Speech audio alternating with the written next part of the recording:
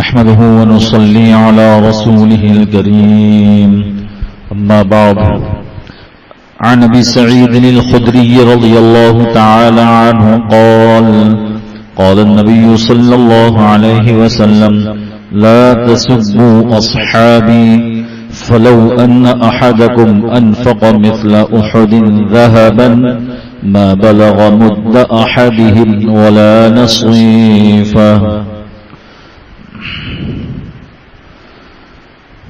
وعن عبد الله بن مغفل رضي الله تعالى عنه قال رسول الله صلى الله عليه وسلم الله الله في أصحابي لا تتخذوهم غرضا من بعدي فمن أحبهم فبحبي أحبهم ومن أبغضهم فببغضي أبغضهم ومن آذاهم فقد آذاني ومن آذاني فقد آذى الله ومن آذى الله فيوشك أن يأخذه. وعن ابن عمر رضي الله تعالى عنهما قال رسول الله صلى الله عليه وسلم إذا رأيتم الذين يسبون أصحابي فقولوا لعنة الله على شركم أو كما قال رسول الله صلى الله عليه وسلم. یہ چند روایات میں نے پڑھی.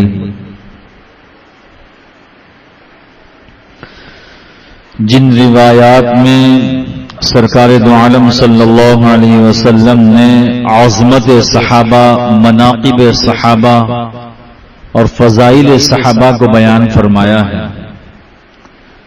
آج کل عمومی مزاج صحابہ کے دشمنوں کی طرف سے یہ بنایا جا رہا ہے اور پوچھنے والے اینکر بھی قصدن ایسے سوالات کرتے ہیں کہ جس کی وجہ سے غیر محسوس طریقے سے صحابہ کی برائیاں لوگوں کے دل میں جنم لیتی ہیں.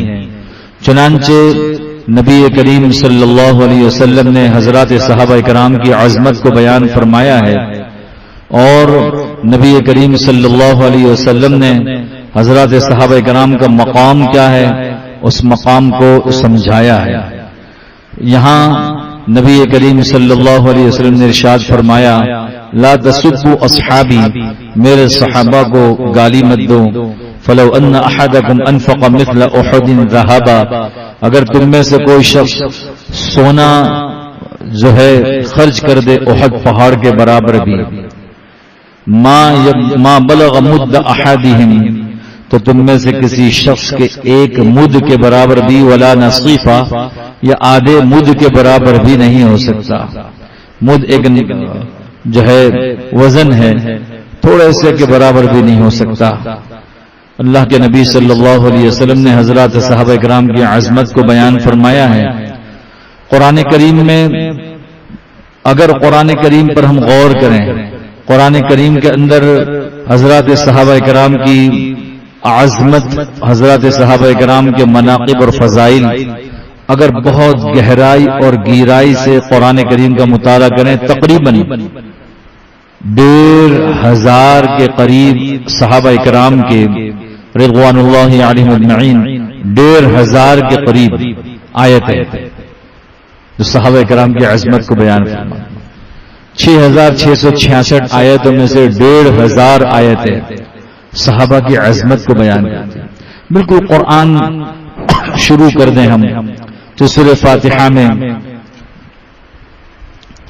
اہدنا الصراط المستقیم صراط الذین انعمت علیہم، جن پر آپ نے انعام کیا، وہ راستہ ہم مانگتے ہیں اللہ سے روزانہ. ہمیں سیدھے راستے پر چلا راستہ ان لوگوں کا جن پر آپ نے انعام کیا، اللہ نے انعام کیا. پھر اسی آیت کی تفسیر 5ویں پارے میں حق تعالی شان فرماتے ہیں من النبیین والصدیقین والشہداء والصالحین وحسن اولئک رفیقا، کہ جن پر اللہ نے انعام کیا وہ کون ہے؟ کہ نبی، انبیاء علیہ السلام کا راستہ، صدیقین، صدیقوں کا راستہ، شہداء کا راستہ اور صالحین کا راستہ. علامہ آلوسی بغدادی رحمۃ اللہ علیہ فرماتے ہیں کہ نبیوں کے بعد جو 3 فہرست حق تعالی شان و بیان فرمائی ہے، یہ فہرست بعد والوں کے لیے تو بعد میں ہے، بعد والوں کے لیے بعد میں ہے. جب قرآن اتر رہا تھا تو من النبیین والصدیقین، صدیق کس کو کہتے ہیں؟ ہر زمانے میں صدیق ہوتے ہیں. تحفۃ العلمعی میں حضرت مفتی سعید احمد صاحب پالنپوری نور اللہ مرقدہ نے تفسیر سے، اسی طرح اور جگہوں پر انہوں نے تفسیر سے اس پر بحث کی ہے کہ صدیقین ہر زمانے میں ہوتے ہیں. صدیق اسے کہا جاتا ہے جو نبی کی چاہت ہو، وہ ان کی چاہت ہو، نبی کی منشا کے خلاف سر منہ انحراف نہ کریں. صدیق وہاں جو حضرت ابو بکر صدیق رضی اللہ تعالیٰ عنہ کو کہا، انہیں صدیق اکبر کہا. بعد میں آنے والے صدیق ہو سکتے ہیں، صدیق اکبر نہیں ہو سکتے، انہیں صدیق اکبر کہا گیا. نبی کا پرتو، نبی کا پرتو. آدمی کہتا ہے کہ یہ تو بالکل اس کا سایہ ہے، اس میں فلاں کا سایہ آ گیا، جیسے اس کی عادت ہے اس کی عادت ہے، وہ جو کچھ اس کی چاہت اس کی چاہت وہ. کہ سارے صحابہ صدیق تھے، سارے صحابہ صدیق تھے، لیکن ابو بکر صدیق اکبر تھے، ابو بکر صدیق اکبر تھے. جو چاہت نبی کی سارے صحابہ کی بالکل پرتو، پرتو یعنی سایہ. تو قرآن شروع کریں تو انعمت علیہم، اس کی تفسیر میں صحابہ. پھر آگے بڑھے تو پہلے رکوع کے بعد 13 آیتوں میں جو دشمنی صحابہ ہیں ان کو اللہ نے بیان فرمایا ہے پورے دوسرے رکوع میں. وَإِذَا قِيلَ لَهُمْ آمِنُوا كَمَا آمَنَ النَّاسُ قَالُوا أَنُؤْمِنُ كَمَا آمَنَ السُّفَهَاءُ.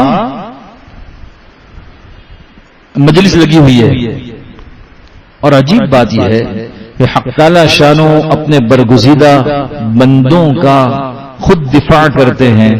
تو حضرات صحابہ کرام سے بڑھ کر انبیاء علیہم السلام کے بعد کوئی برگزیدہ ہستی دنیا میں آئی نہیں. ہمارا پاکیزہ عقیدہ یہ ہے کہ ساری دنیا کے جتنے ولی ہیں، جتنے ائمہ ہیں، سب کو ایک پلڑے میں رکھ دیا جائے، ان کی عبادت کو ایک پلڑے میں رکھ دیا جائے، اور حضرات صحابہ کرام میں سے کسی ایک صحابی کی ایک نماز کو لے لیا جائے، اس کی نماز، وہ صحابی کی نماز وہ سب سے اونچی ہو جائے گی، سارے اعمال سے اونچے. اس لیے کہ نبی صلی اللہ علیہ وسلم کو جنہوں نے اپنی آنکھوں سے دیکھا ایمان کی حالت میں، اور ایمان ہی کی حالت میں دنیا سے رخصت ہو گئے، وہ صحابی کہلاتے ہیں. اللہ نے خاص ان کا انتخاب کیا ہے، خاص انتخاب کیا ہے، منتخب شدہ ہے. ان کا مقابلہ دنیا کا کوئی آدمی کا کوئی آنکھ کر ہی نہیں سکتی. یہاں اسی لیے میں نے یہ حدیث ابھی پڑھی، اللہ اللہ فی اصحابی. ہر خطبے میں جمعہ میں ہم سنتے ہیں، کبھی تو ہم غور کریں. قال رسول اللہ صلی اللہ علیہ وسلم ارحم امتی بامتی ابو بکر. میری امت میں، یہ کس کے الفاظ ہیں؟ اللہ کے نبی صلی اللہ علیہ وسلم کے الفاظ ہیں. میری امت میں سب سے نرم طبیعت، رحم کا مادہ جس میں زیادہ ہو، ابو بکر ہے. ہر صحابی کی جو خوبیاں اللہ کے نبی صلی اللہ علیہ وسلم نے بیان فرمائی ہیں، خلفائے راشدین، عشر مبشرہ، بعض اور صحابہ کرام کی بھی. ارحم امتی بامتی ابو بکر واشدهم فی امر اللہ عمر. اللہ کے احکامات کے نافذ کرنے میں سب سے سخت ترین جو مطلوب شریعت ہے، مقصود شریعت ہے، حضرت عمر ہے رضی اللہ تعالی. واصدقهم حیاء عثمان. اور حیا اور سچ میں سب سے اونچا مقام رکھنے والے حضرت عثمان ہیں. واقواهم علی. اور فیصلہ قرآن و سنت کے مطابق صادر کرنے کا ملکہ، سلیقہ، ڈھنگ، استعداد، استطاعت، علمی مقام، یہ حضرت علی رضی اللہ تعالی عنہ، یہ سب ہمارے سروں کے تاج۔ وحمزہ اسد اللہ و اسد الرسول، حمزہ تو اللہ کا اور اس کے رسول کا شیر ہے، شیر ہے۔ اللہم اغفر للعباس مغفرتا ظاہرتا و باطنتا لا تغادر ذنبا، اے اللہ عباس کی مغفرت فرما، ظاہری باطنی کوئی گناہ نہ رہ جائے۔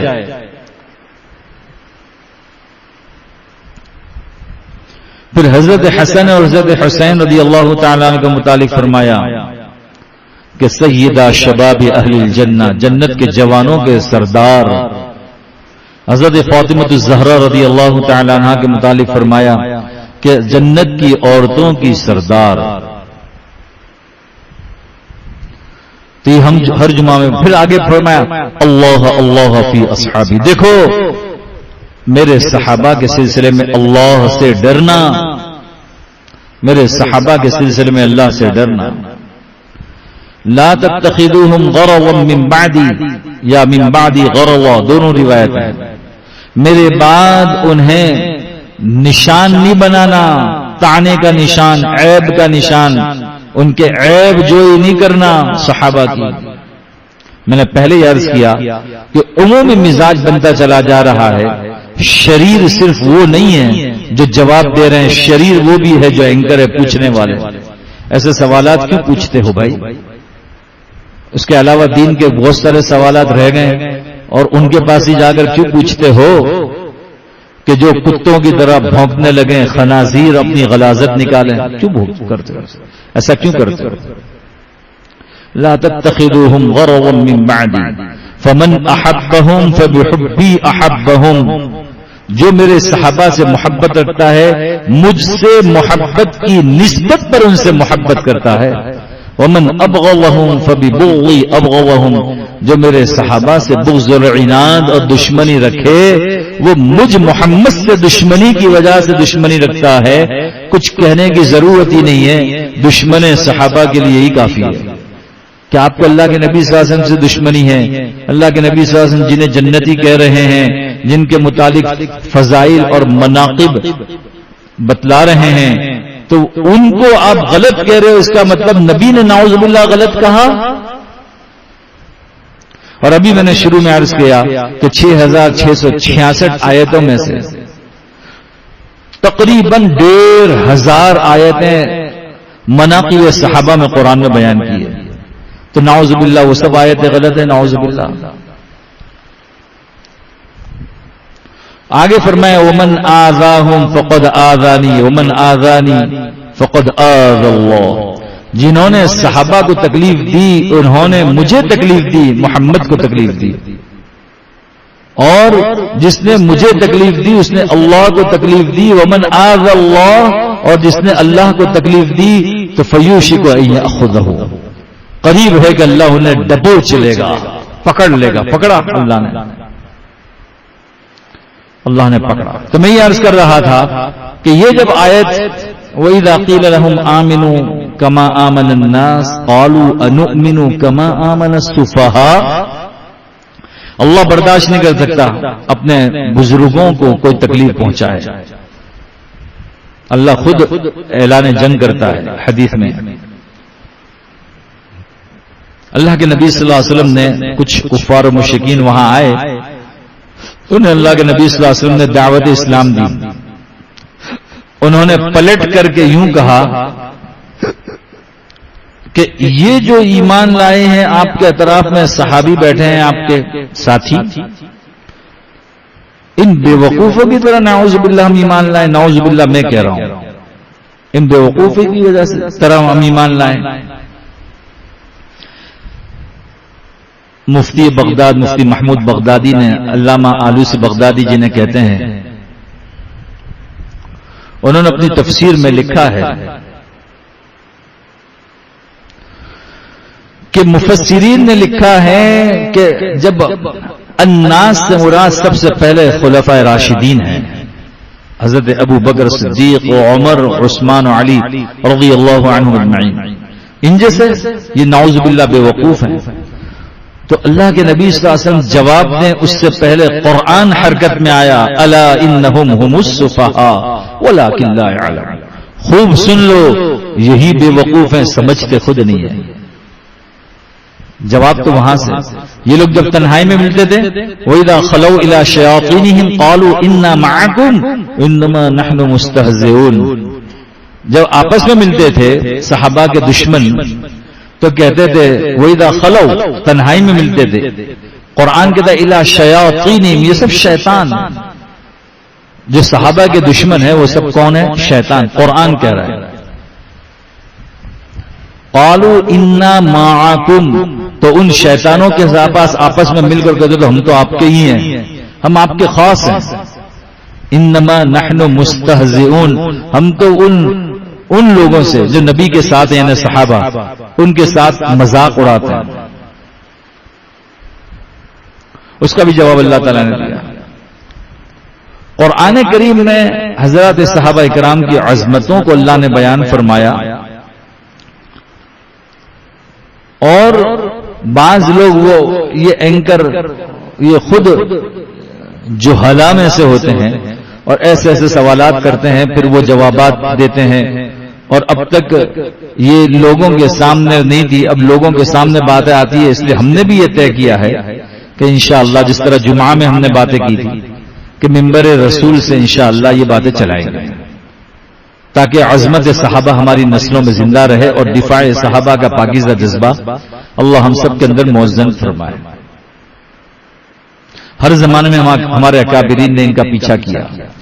سب سے پہلے ہندوستان میں شاہ عبدالعزیز محدث دہلوی رحمۃ اللہ علیہ نے پیچھا کیا اور زبردست کتاب لکھی. پھر یکے بعد دیگر سب ان کا پیچھا کرتے چلے گئے.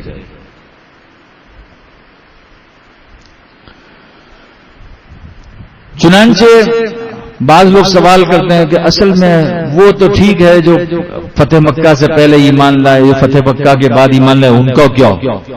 وہ تو انہوں نے دیکھا کہ مکہ فتح ہوا تو ایمان لے آئے.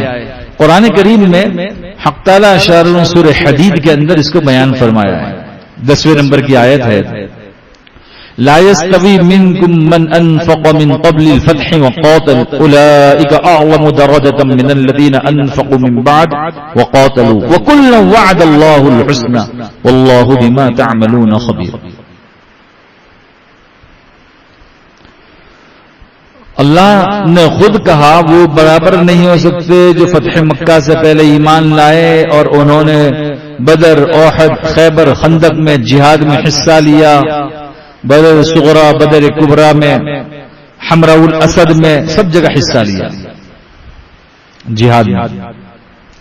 لا يستوي منكم من انفق من قبل الفتح وقاتل، فتح مکہ سے پہلے ایمان لائے اور جہاد کیا وہ، اور جو بعد میں آئے فتح مکہ کے بعد، دونوں برابر نہیں ہو سکتے. لیکن وَكُلًّا وَعَدَ اللَّهُ الْحُسْنَى، جو پہلے ایمان لائے جو بعد میں ایمان لائے، درجات میں تفاوت ضرور ہے، ہر شعبے میں ہوتا ہے.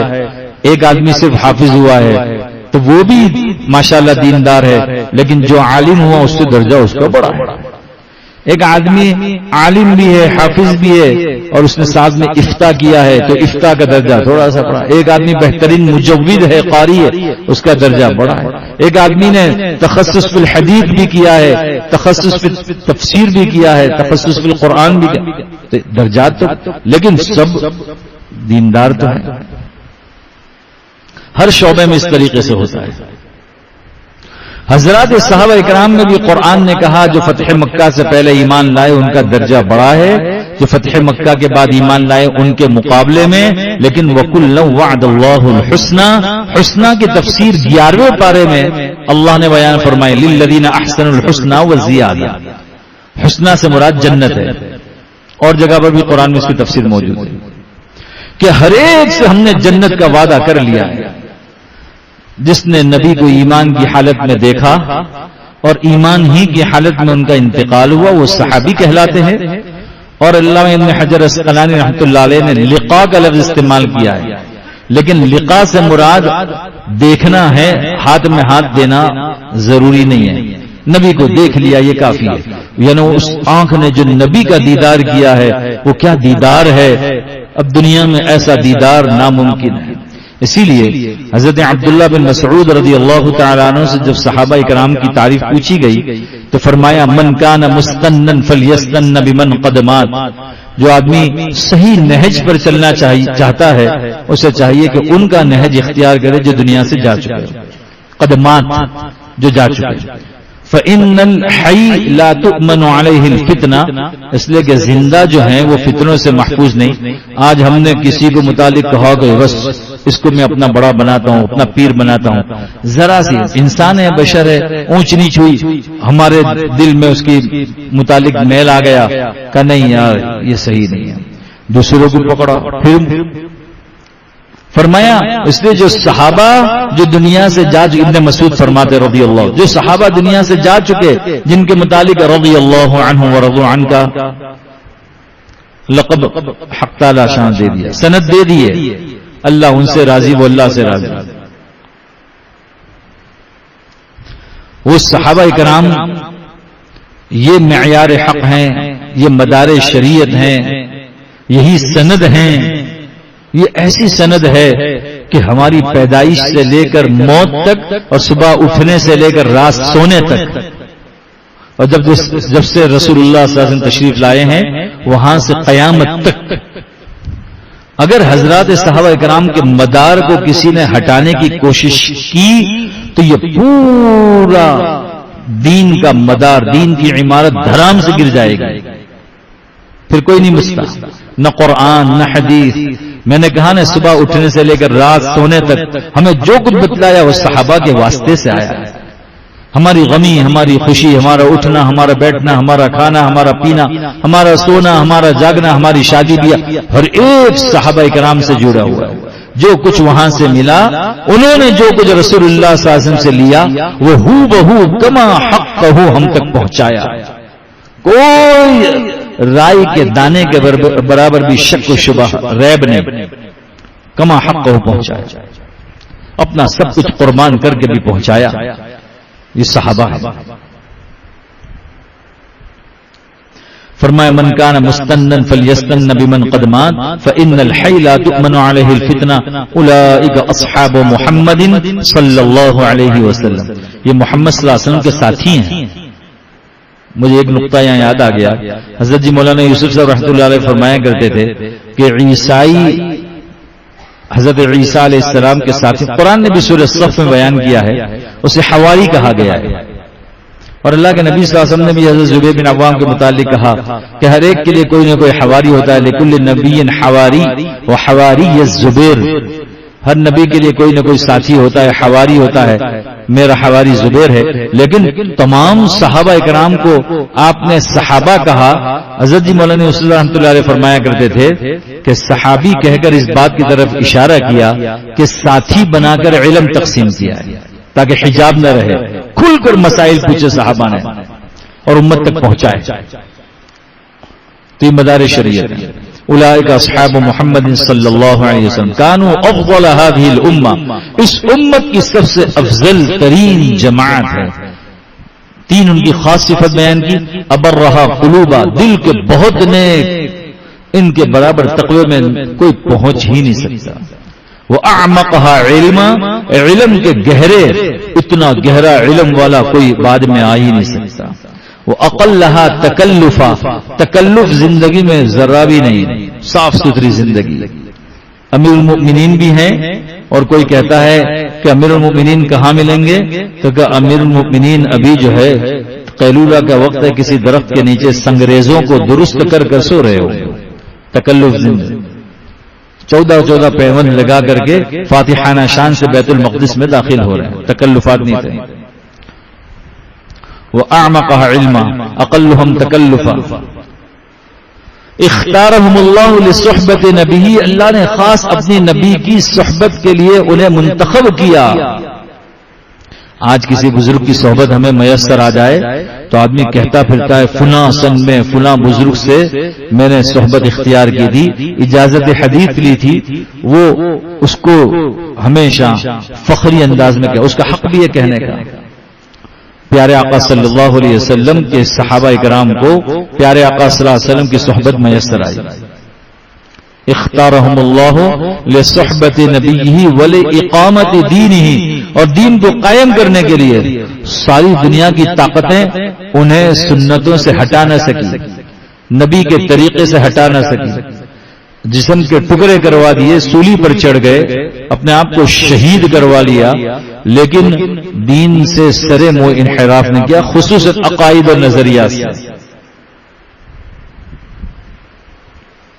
فَاعْرِفُوا لَهُمْ فَضْلَهُمْ، لہذا ان کے فضل کو پہچانو، وَاتَّبِعُوهُمْ عَلَى أَثَرِهِمْ، اور ان کے نشان قدم پر چل جاؤ۔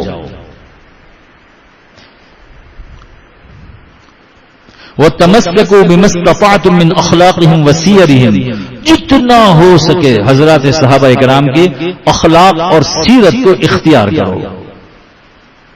فَإِنَّهُمْ كَانُوا عَلَى الْهُدَى الْمُسْتَقِيمِ، یہی صراط مستقیم پر گامزن تھے۔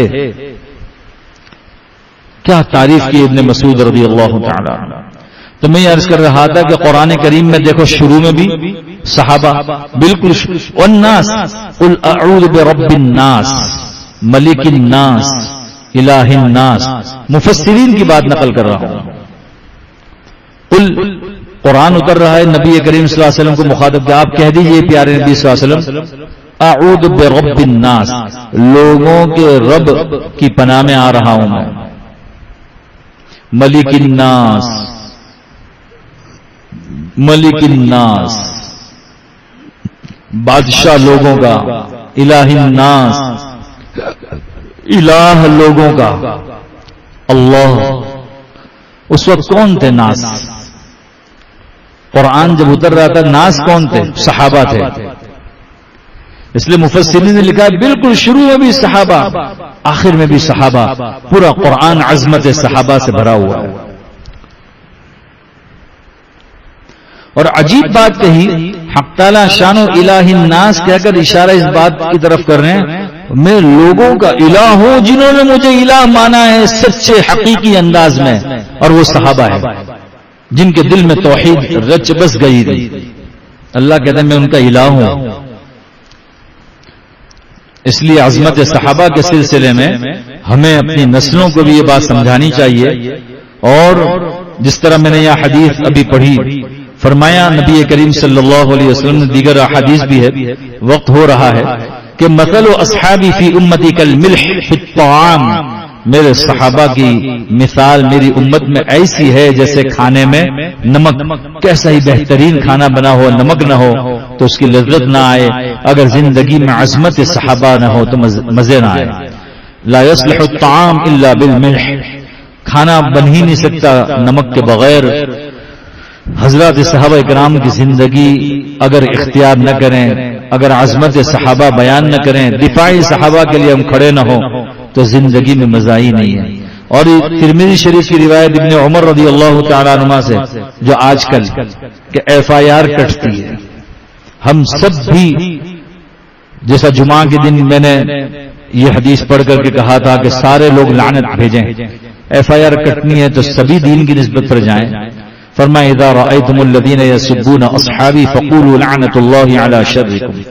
تعجب یہ ہے کہ صاف ستھری قرآن و حدیث میں عظمت صحابہ کا بیان ہے، یہ کوششیں ہیں کہ مدار صحابہ، عظمت صحابہ ہٹائی جائے، اور وہ ہٹانے کے لیے سب سے پہلے ان اخبث الخبائث ملعون بدبودار کالوں نے امامت کا عقیدہ لا کر کھڑا کیا سب سے پہلے، کہ امامت کا عقیدہ لا کے کھڑا کیا کہ جس طرح نبی معصوم ہوتے ہیں، ہمارے نزدیک 12 امام بھی معصوم ہیں، یہ ختم نبوت پر حملہ ہے۔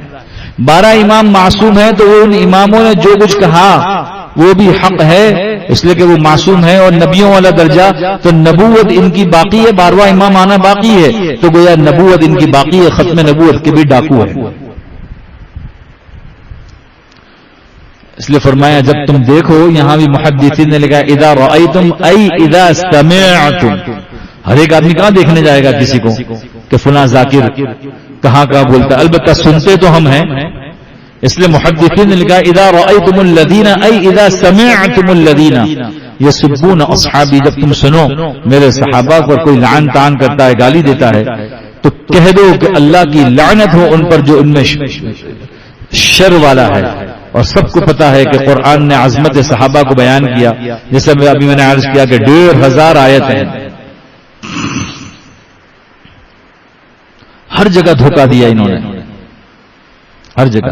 قرآن کریم میں 11ویں پارے میں وَمِنَ الْأَعْرَابِ مَن يَتَّخِذُ مَغْرَمًا وَيَتَرَبَّصُ بِكُمُ الدَّوَائِرَ عَلَيْهِمْ دَائِرَةُ السَّوْءِ، جہاد کے لیے جا رہے نبی کریم صلی اللہ علیہ وسلم تبوک کے موقع پر، راستے میں سے کہا ہم تو نہیں آ سکتے، ہمیں تو اعذار ہیں، پیچھے ہٹ گئے، صحابہ کے دشمن تھے، نبی کے دشمن تھے،